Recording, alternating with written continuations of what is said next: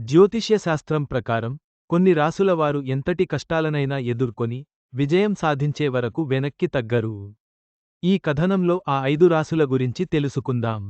రాసుల ఆధారంగా మనిషి భవిష్యత్తు ఎలా ఉంటుంది అనేది చెప్పడమే కాకుండా, వారి ప్రవర్తన తీరు ఎలా ఉంటుంది, వారి వ్యక్తిత్వం ఎలా ఉంటుంది, ఇలాంటి విషయాలను కూడా చెప్పవచ్చు.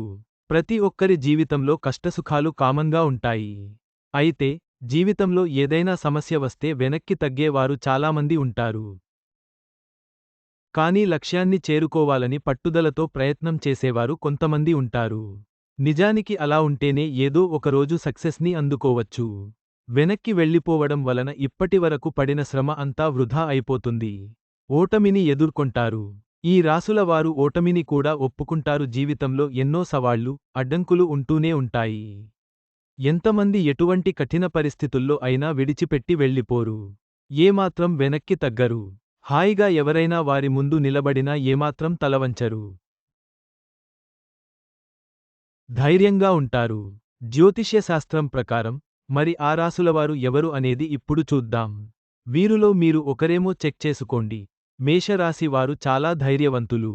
ఎప్పుడైనా ఏదైనా లక్ష్యాన్ని పెట్టుకుంటే ఎంతో ధైర్యంతో, వేగంతో ముందుకు వెళ్తారు.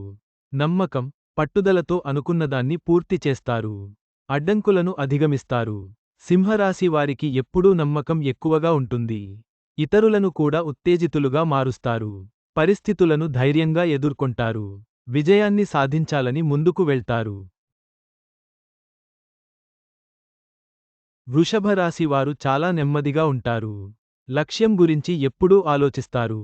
ప్రతికూలతలు వచ్చినప్పటికీ ధైర్యంతో నిలబడతారు. చివరికి విజయాన్ని అందుకుంటారు. మకర రాశి వారు ఎంతో క్రమశిక్షణతో ఉంటారు. లక్ష్యాలపై పూర్తి దృష్టి పెడతారు. ఏమాత్రం వెనకడుగు వేయరు. అంగీకరించకుండా విజయం వైపు నడుస్తారు. కుంభరాశి వారు ఎల్లప్పుడూ కొత్త దారులను వెతుక్కుంటారు. సమస్యలను నెమ్మదిగా తొలగిస్తారు.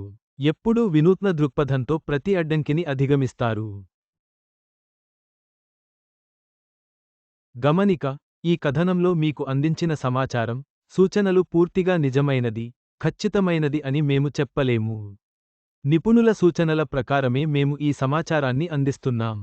వీటిని పాటించే ముందు ఖచ్చితంగా సంబంధిత రంగంలోని నిపుణుల సలహా తీసుకోవడం మంచిది. ఈ 5 రాసుల వారి పట్టుదల, ధైర్యం అభినందనీయం. వారి విజయం వారి కృషికి నిదర్శనం. ఓటమి అనేది ఒక అనుభవం మాత్రమే.